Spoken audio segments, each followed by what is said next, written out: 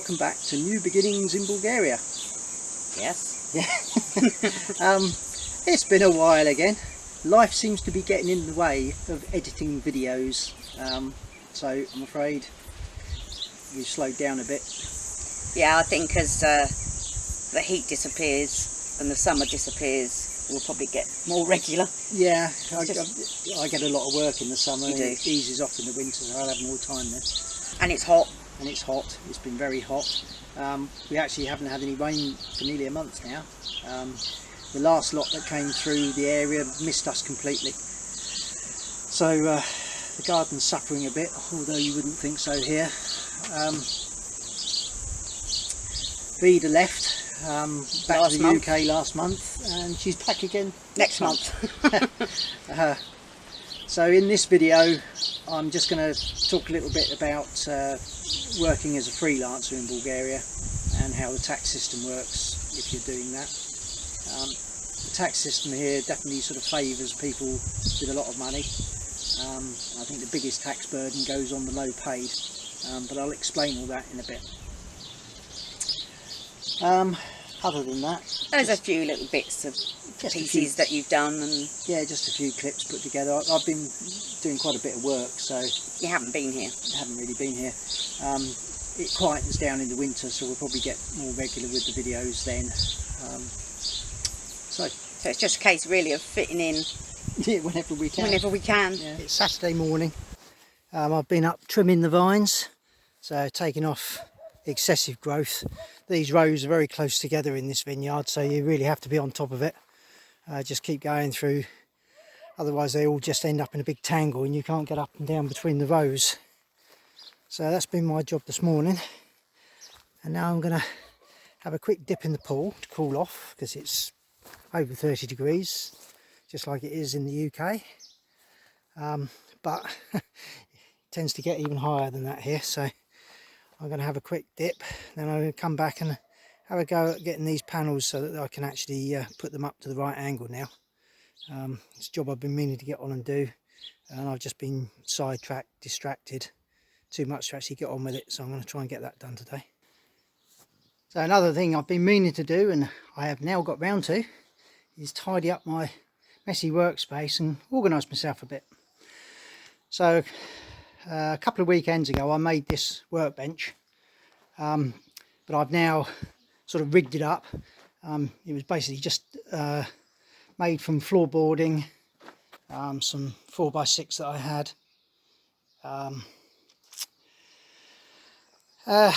just a bit of tongue and groove. It's a nice solid workbench. Made a little drawer for it. I haven't put anything in it yet, but well, a couple of bits. And organised some tools along the back. I've got loads and loads of tools in the workshop, but this just means I've got some that I can get my hands on without having to hunt through toolboxes and things. And then a chap who's moving back to England, a friend of ours, gave me these old shelves, so I've just rigged those up. I can start to sort of fill them with bits and bobs and put a curtain or something on the front. Just you can get a bit dusty in here when the wind starts blowing through. But yeah, it's quite nice. Got a nice little work area. As I want to get the kitchen done, it gives me a place to come and make fixings, sort things out. One of those other little projects that I've never got around to, that I now have. So brilliant. It's Saturday morning. I've eventually got round to raising the panels up to the right angle for the afternoon sun. It's worked fine. There's a few things I'm not too happy with. Obviously, because I haven't got the two end panels on there yet, this kind of sticks out and I don't want to walk into it, so I'm going to have to put on each end some sort of like flag thing. That'll keep the birds off the lines, I suppose, but I don't want to end up walking into it. The other problem is the angle that I've used to hold the panels. The weight is bowing it slightly. I mean, it's not to a point where it's going to break or anything, but it doesn't look very good, and obviously it's not so efficient because they're not dead flat. So what I want to try and get is some very lightweight but deep channel, and then screw that on the bottom of each section. So it's three panels in each section, just to stop the sag in the centre. And the only other thing is I could really do with some cross bracing at the top. It doesn't wobble, but potentially it can wobble a little bit. I don't know if you can see, I've just moved it, so there's a little bit of wobble that way. But a couple of cross braces should fix that. I might have to brace it a bit, I don't know yet, but I could probably take some of that centre sag out if I did a cross brace from here across, but these aren't the strongest bits of angle, so I don't really want to put any sideways pressure on these. Actually, no, that's probably not a bad idea thinking about it. I'll make this up as I go along. Yeah, that would actually work. And then these can be lowered down. I'm going to lower them down to say 45 degrees come, I don't know, middle of September or beginning of September, and then back down to 90 degrees through the winter, because that worked very well last year. The snow didn't stick to them. They still produce quite a decent amount of power, and they're safer from the wind as well. So all in all, not bad. Seem to work. Be interesting this afternoon to see what I get out of them. Alright, I've come up with a solution for strength, quite simple in the end, just cross bracing and cabling, a bit like old aeroplanes. So triangles form lots of strength, so these outers are cross braced up to the centre, and then there's a stainless steel cable with turnbuckles that tightened up, and that holds this all now nice and solid. So where I had a sag before, it's now nice and straight. So that's perfect, that's nice and strong. When I want to lower it down to 45 degrees, I should just about have enough room without taking the cross bracing off. And then when I want to drop it right down in the winter, I just undo all the cross bracing and take it off. It's only half a dozen bolts, so it's no big deal. Just for the moment I'll put a bit old Kaufland bag on the end of there so I don't poke my eyes out as I'm walking across the garden, forget that it's there. But there, so we've got the panels up at the right angle now, so they'll get every last drop of sun juice. And it's bloody hot today, so I'm going in the pool. See you later. Right, so it is Sunday, midday-ish, on the 5th of July. It's too hot to really do anything much. I work in it all during the week in this heat, so I've decided today I'm not going to be working. I might potter around in the garden or something, but I'm not doing any work. So I thought I'd have a little chat about working in Bulgaria as a freelancer. Luckily for us, we were pre-Brexit and have Article 50 residency, which means I'm allowed to work over here. People coming now, it's a lot more complicated. One of the downsides of Brexit is definitely that freedom to be able to come and work in another country. There are ways, but because we came before Brexit, I can't really comment, as I've not had to go through all the problems that people have to now. However, once you are in Bulgaria and you are allowed to work, you can work in various ways. You can obviously work as an employee, or set up a company, or like myself, work as a freelancer. So when I registered to work here, I had to go to the NAP office, which is the equivalent of like the, not labour exchange, I don't know what you call it, basically the place where you register your intent of what you want to do.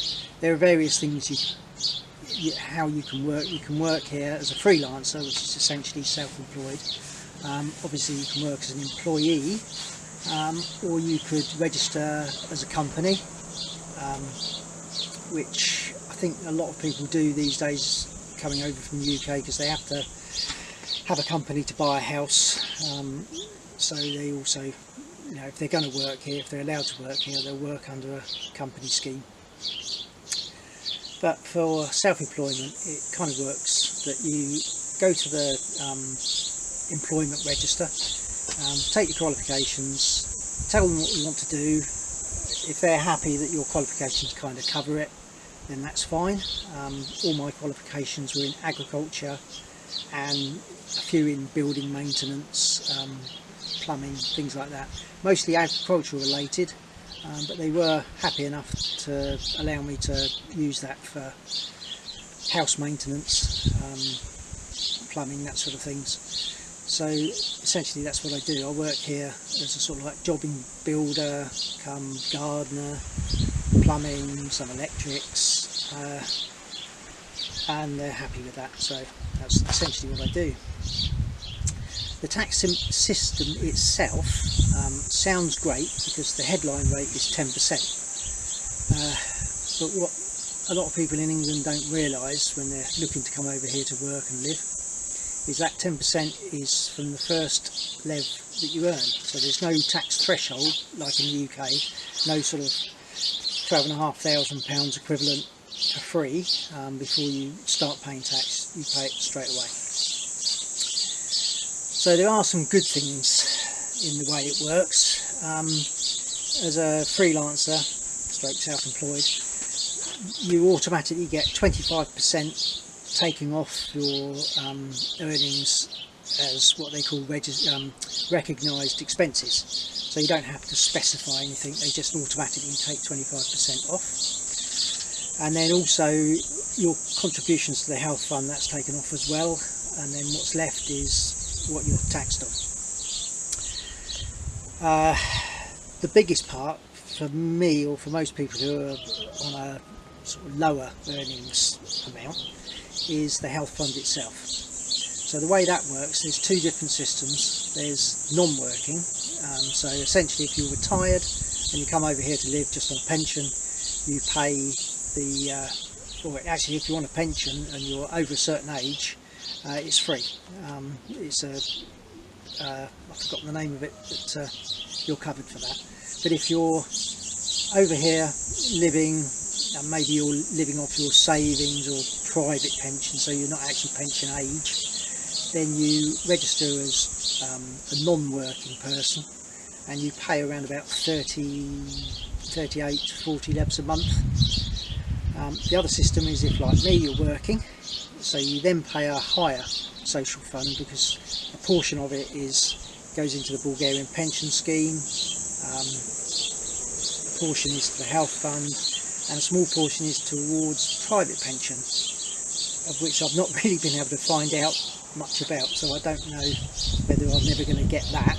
I certainly won't get the state pension, although I'm paying into it, because you have to have been working for 10 years to claim it, and I won't have been working that long by the time I actually retire. So the health fund itself, if you're working, is based on two figures. So you have a lower amount, which it has all just changed, it's gone up slightly, but I'll work on what it was a couple of months ago. So it was 933 levs a month was the lowest. So if you're working, you pay based on the minimum, which is 933, up to the maximum, which is 3,750. So you're going to fall within that bracket. So if you're earning 600 levs, you're still paying social fund as if you were earning 933. Once you're earning more than, say, 3,750, you don't pay any extra. It just cuts off at that point. That's why I say it favours the richer people or the higher earners, because you never pay more, but on the lower end you pay even if you're not earning that much.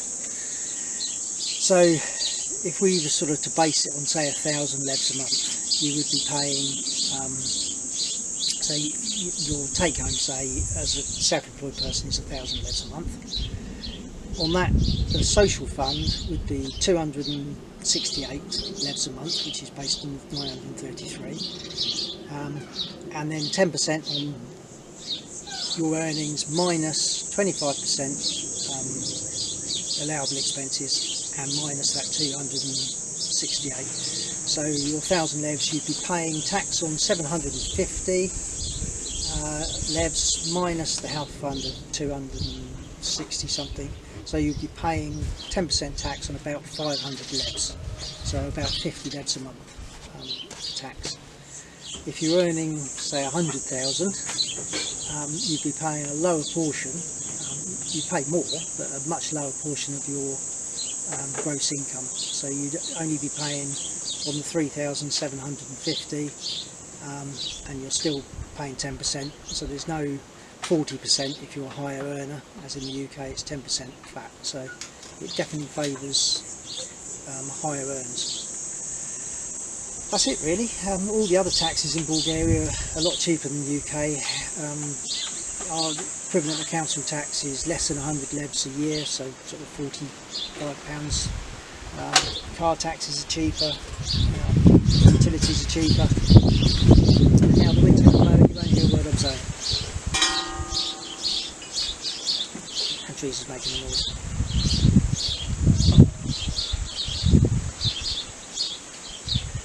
So that's it. I just thought I'd say how it works as a freelancer over here, and how the tax system is okay, but definitely favours higher earners over lower earners. I think you could say that the highest earners probably never pay more than about 7.5% of their income in tax and social fund, whereas the lowest earners pay probably about 26-27% of their gross income on tax and social fund. So it's kind of the opposite to the UK. But then you get this lovely weather,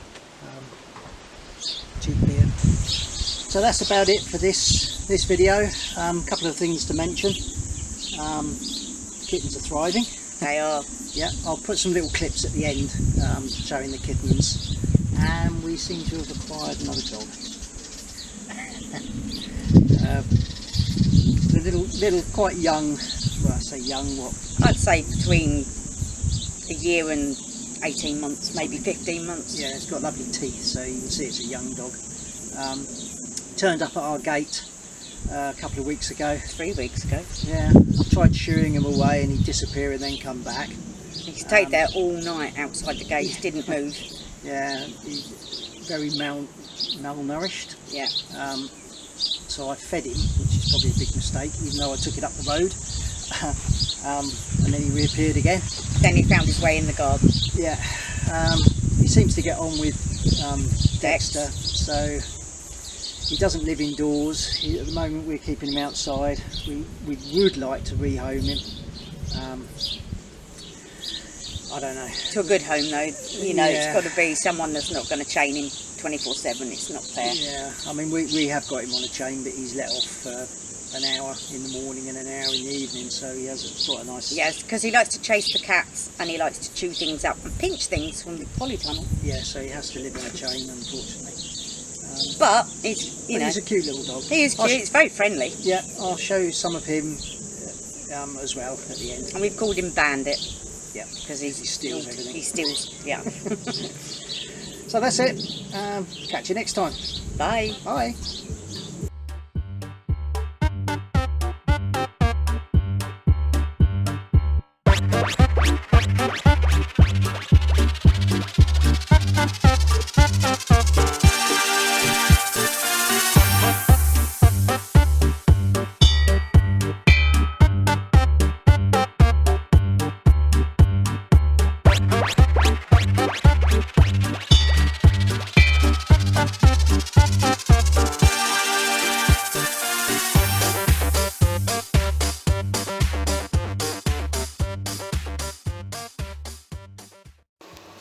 There we go, there's the whole family, all the cats. Kittens, cats, All enjoying a few biscuits Teresa's thrown for. They've already had chicken.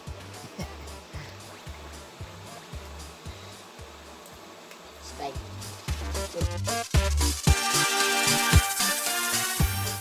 So here's Bandit. As you can see, he and Dex get on pretty well.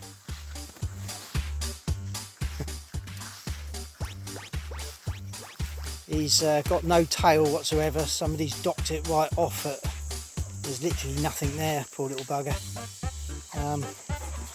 Oh, thanks. But they get on well.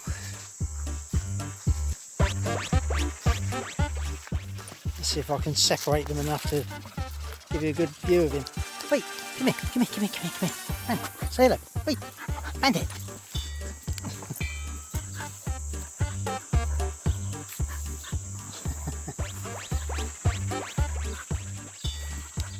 I say it's a puppy really. He's probably about 13, 14 months old.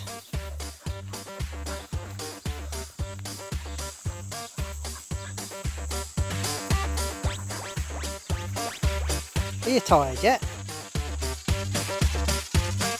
Wait. Stefan says he looks like the Hound of the Baskervilles.